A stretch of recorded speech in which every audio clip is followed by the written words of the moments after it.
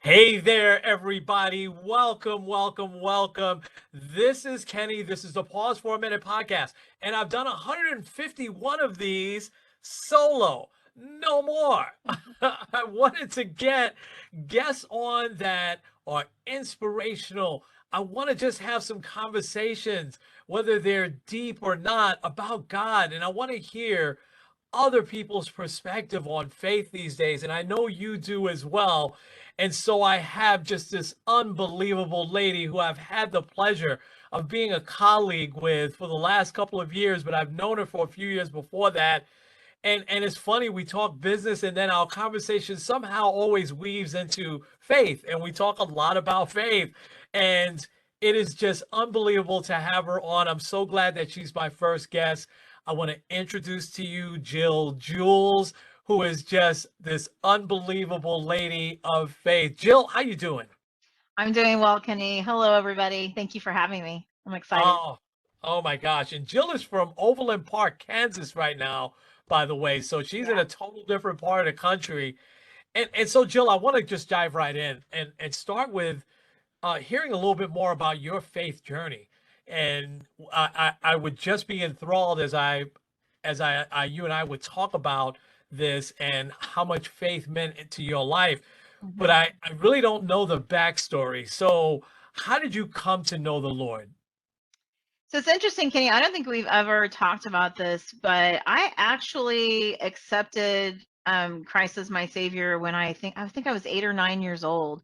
This goes Wow. way, way back. I won't Wow. tell you how old I am now, so you can do the math. But it was when I was a kid, and so I remember, my grandmother was very, very spiritual, very much into the church. My family was raised in the church, and we would go to church every Sunday, and I would just be enthralled with everything the pastor was saying. My grandma ran Sunday school, so she ran all the Sunday school services, and I was very close to my grandma, so we were just always involved, always at the church.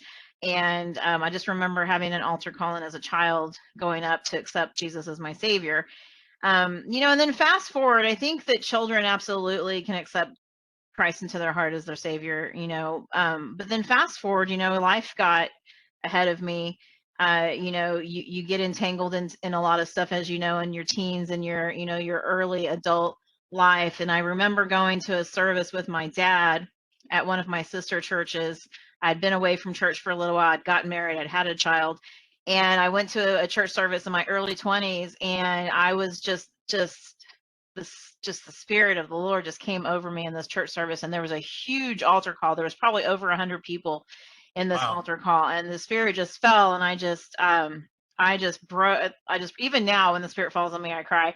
But I just broke down and I cried, and I could just feel him just saying, yeah, come back to me. And so I really feel like I don't know which one I want to kind of go with as my initial salvation story, because I Yeah. think as an adult, that's when I really understood Mm. what I was saying and what I was accepting. So I've really been I've been a child of God my whole life, but knowing about it from an early age.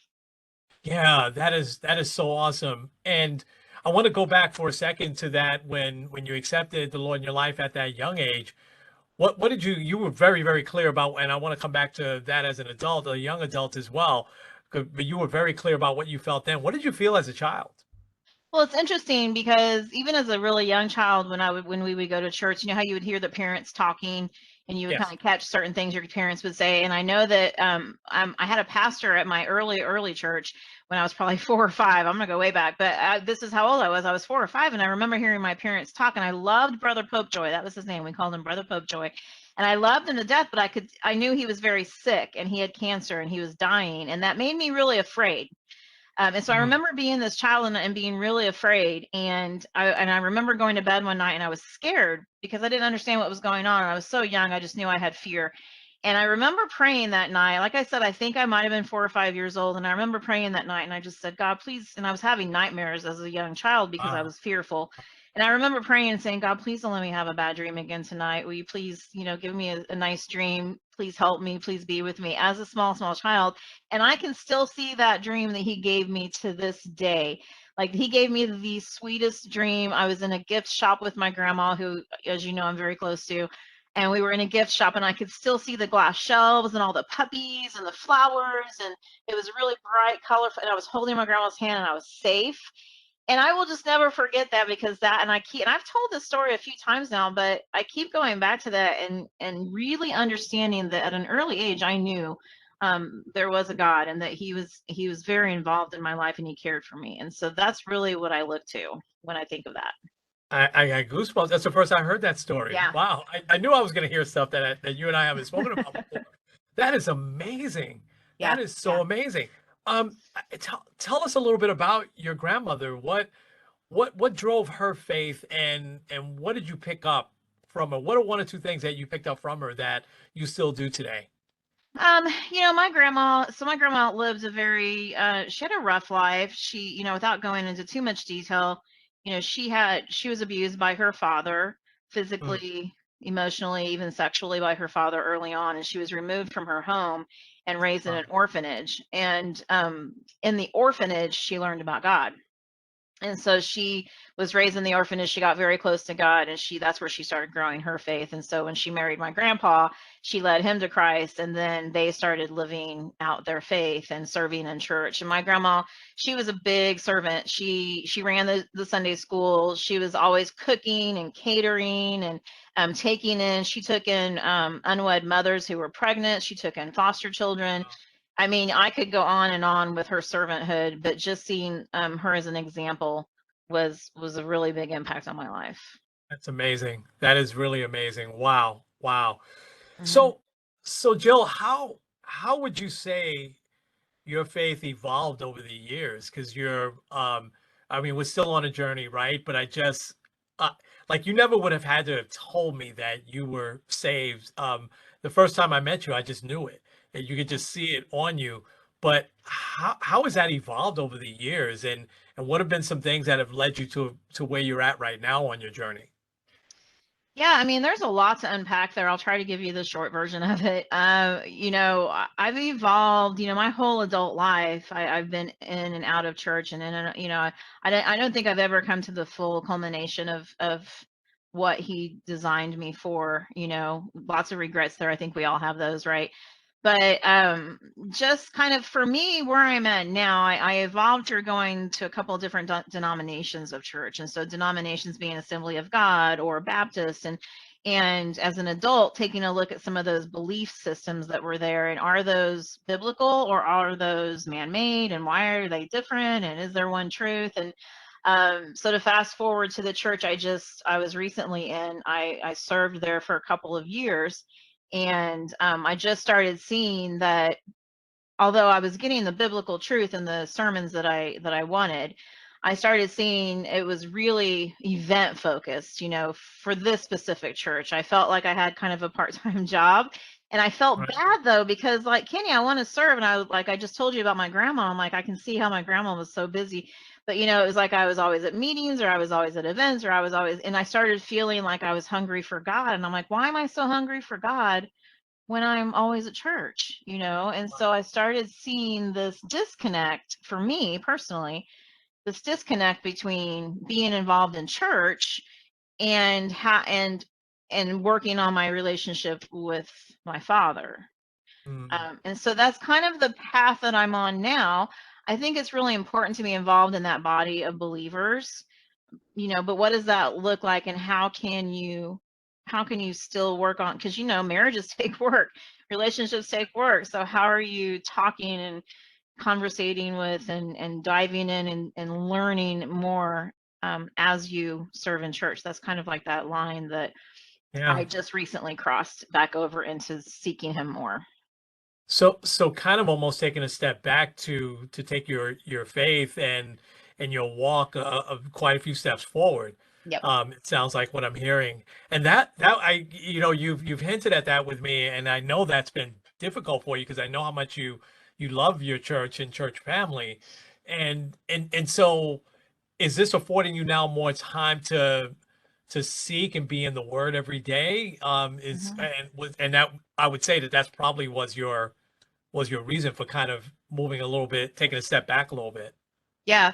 Yeah, definitely. The Lord has gave me so many really great divine connections with people that I've met, and I've been able to do some mentorships and some studies one-on-one with some people that I've met that have taken me through just word for word certain books of the Bible. I mean, circling words, what does this word mean, and looking up the Hebrew and the Greek and what does it mean now? And I don't know, like I could get into those details, but it just drew me so much closer to, because Jesus is the word. The word is Jesus. So it's like that. The more time you spend in it, the better, and the more closer you're going to get to him. So that's kind of where I'm at. Like, I'm able to, instead of go to a meeting or go to where I'm serving, I'm going to spend that 1 or 2 hours actually in the word, and it's made a really just big difference in my growth, I feel. Wow, that's so inspirational. I love hearing that. Um, you got recently asked to speak at a women's conference, Hmm. and you came back on such a, I don't want to say, I'll say it, just say it. You came back on a high. You couldn't wait to talk about it. Tell us a little bit about that, and what did that mean for you to be asked? And there was a lot of folks there, Yeah. and then you got some good compliments even afterwards. Tell us a little bit about that.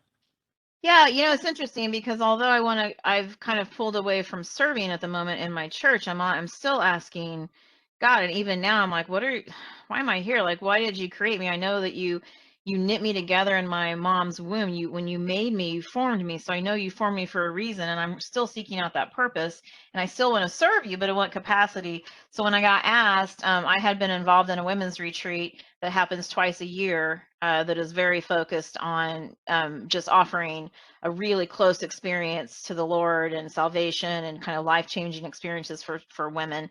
And it's called Trace Diaz. It's not something that's well known, but when I was there, they asked me, after I attended the first one as an attendee, they asked me to speak, and they wanted me to speak about support groups or reunion groups. They call them reunion groups because they wanted to talk about the importance of staying connected into a group, right? So even if you're not connected in a church or with other, you still should be connected some sort of way with other believers, because you need that support group, especially as women. And so I spoke on just the importance of having that, that group of women that you can go study the Bible with, that you can support each other. And I talked about elephants, actually. I don't know if I told you the story, because I saw this No. in a sermon. I talked about elephants because in this sermon, the pastor was talking about how elephants are these amazing creatures, and they're super smart, and they recognize themselves in the mirror, and they dance to the beat of music, and they mourn, people who Yes, died. that. That they do these. I mean, I could go on and on, but they're fascinating creatures. But they do this really cool thing where they huddle up around a female elephant who's giving birth, and they circle the elephant, and the elephant in the middle is protected while she's giving birth and while she's vulnerable. And so I was able to really share that story and say, man, that's what you need the support group for. That's what you need other believers for, because when you're vulnerable, when you're giving birth to something new, when you're facing troubles, that group huddles up around you. And so I was able to kind of unpack that a little bit for the women there, and it touched a lot of people, and I can see why. It touched me when I heard it the first time. But when I Uh, think about doing life, yeah, we got to focus on God, but He created us for community. that is that is so awesome. I love that, and you know, I knew there was a reason why I had you on. That's so inspirational. Now I got to look up elephants a little bit more. You do. There's a lot more there. There's a lot more there. Sure, there's a lot more to unpack there. Um, One of the things among a million that I've always loved and admired about you is when you go through a tough time, you just right away, you'll talk about it and you'll right away say, I've given this to the Lord. I've given this to God. I'm not sure what he's doing here, but um, I'm just going to be faithful and follow through on that. What has gotten you to that point? Because we've been through some stuff the last couple of years, and um, but anything that you've gone through, you've been transparent with me, but then you always go right back to the word and say, you know what, I'm gonna wait on God here. How have you gotten to that point, and how's that gotten you through some of these tough things that you've been through over the last couple of years? Well, I mean, it's not easy. I think that at some point letting go of pride, letting go of yourself, because ultimately that's what we're doing on our whole journey with God, is completely cleansing ourselves of ourselves, right? So that we can be filled with him. And so just, and for me, understanding, like, I've just giving up's not the right word, but I've just been like, okay, I got nothing. So like the only thing I have, and I tell him all the time, the only thing I have is you. That is the only thing I have. And I'm okay with, I trust him, and I tell him that too. I trust you. I don't know, because there's a lot of times I don't know a way around it, or I don't know a way out, and I'm fearful of the future, or there's, and I also am smart enough to know that I don't have any control over it, and so I'm okay giving it to him. And so a lot of that is just relinquishing, that control. You have to relinquish the control and really give it to God, not just say you're going to give it to God, but really kind of relinquish that control. Praise him when it gets hard. Praise and worship takes me to another level when I can do that. I was just listening to a woman talk about Romans 8:8, talking about, like, you can't please God if you're in the flesh. You have to be in the spirit. And so we live in a spiritual world. So understand that some things that we deal with are spiritual. Probably all the things we deal with are spiritual, but so Yeah. just having that understanding of, hey, what's happening right now isn't necessarily about me or in the flesh. What's happening on the spiritual plane, and I just give it to him. And if you ever want to learn more about faith or be blessed by faith, Hebrews 11 is my favorite chapter. That's a lie. Psalms 139 is, but Hebrews 11, that entire chapter will blow your mind when it talks about faith, having faith, and what faith can do in your life. Wow. It is. It is a phenomenal chapter. Um, I love everything you said. That is just so awesome. And you're right. I try to give that advice as much as possible, that it's not a battle of flesh here, man. It's a spiritual battle that we go through. It's you get mad at this person. It's not that person, there's something else going on there, right? Mm-hmm. And the minute we take that step back and realize that, and then give it to the Lord, then we're able to face those tough times, or those tough people that we could run into every single day in a much different perspective. All right, I'm gonna ask you this last question, because you and I got into a great discussion a few weeks ago. I don't even know how we got into it. We kind of stumbled into it. Maybe I was talking about how I know I've got to be a little bit more neutral as a pastor, right? And be able to preach as well from the Old Testament as from the New Testament. And it was so funny, because you right away was like, Kenny, Old Testament for me. Give that to me any day of the week. And I was like, oh, Yeah. well, New Testament is easier for me to break down, everything like that. But I tell you, you've inspired me, because the last few weeks I preached on Nehemiah. I preached on Jacob's Ladder yesterday. I talked about David and Goliath in there, because we were preaching to the youth yesterday. And Oh, spoke a little nice. bit about Jeremiah in the first chapter. I knew you before you were formed in your mother's womb. I love that one. Yeah, and so what has led you to be more leaning a little bit more on the Old Testament as opposed to the New Testament? Well, this is a journey that I'm on with one of my mentors, who's taking me back to kind of like the ancient ways, just understanding. You can't understand the end if you don't know the beginning, right? God started somewhere. It's ending somewhere, and you can't understand any of it until you go back to the beginning. And so just understanding, how he created us, why he created us, why he had to die on the cross for our sins, what does all of that entail? And that's really fascinating to me. It's all in the Old Testament, specifically the first 5 books, the Torah. So I've been studying the Torah with my mentor, and just unpacking, really understanding humanity. I mean, if you really want to understand what humanity is all about, it's not just about Adam and Eve and the apple. Like, I think we all hear that. But if you really want to unpack that, get ready to have your mind blown. So I've really been going back to reading the Torah, reading the first 5 books, and understanding the covenant, understanding the laws and the commandments, and that you can go back through all of those first 5 books. And I encourage you, if you're going to read that, circle every time you see God talks about, follow my commandments forever. This is a perpetual commandment. Circle the words, because it's, God doesn't change. He's not like, Yeah. well, I said forever, but now there's a New Testament. No, I'm just, so what does forever really mean? What does perpetual really mean? And that's the path that I'm on right now. And in fact, my mentor kind of pointed out, like, Leviticus 27:34, it ends with, these are the commandments which the Lord commanded Moses for the children of Israel in Mount Sinai. And, we are scattered. We are the children of Israel. But he added, the Old Testament says, love me and do my commandments. The New Testament says, love me and keep my commandments. So it never changed. It's eternal. Right. So just, I'm unpacking, understanding that. In fact, my mentor always tells me it's not a new testament, it's a renewed testament. So I've kind of changed my thinking New from Testament. Okay. Old Testament, New Testament to Old Testament, renewed testament. So that's just the tip of the iceberg of where I'm at, and I'd be happy to unpack more as I learn more. Oh, well, we're going to talk more for sure. Because maybe you'll be my first and second guest on this. But I wanted to go back to what you said real quick, because you're so right how you can't understand the end unless you understand the beginning. And I was telling the kids yesterday, because the whole David and Goliath story, we've seen in endless cartoons and stuff like that, right? And I'm not downplaying that at all. That's great. But I talked yesterday about how we all need to be prepared, and how, David was prepared, anointed by Samuel, and then how he was prepared because he's playing the harp thing to drive out so it wasn't like he just showed up one day at 13, 14, or 15 years old, whichever age, Yeah. that we know he was, or we think he was.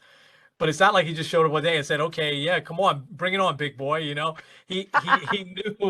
He knew that God had his back already, and he knew that he was anointed and chosen, and he had this preparation.